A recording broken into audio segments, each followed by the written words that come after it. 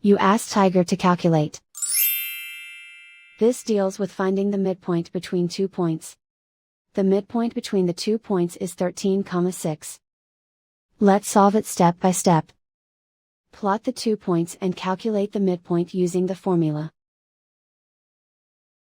The coordinates of point 1 are, x1 equals 35, y1 equals 67. The coordinates of point 2 are, x2 equals -9, y2 equals -55. PM represents the midpoint of the 2 points.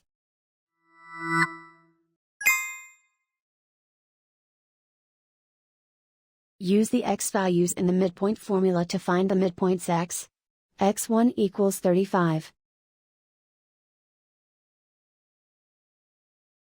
x2 equals -9. Simplify the arithmetic.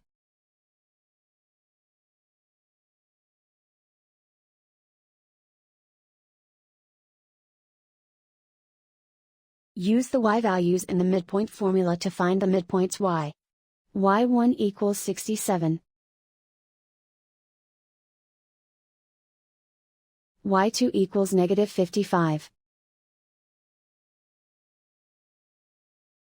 Simplify the arithmetic.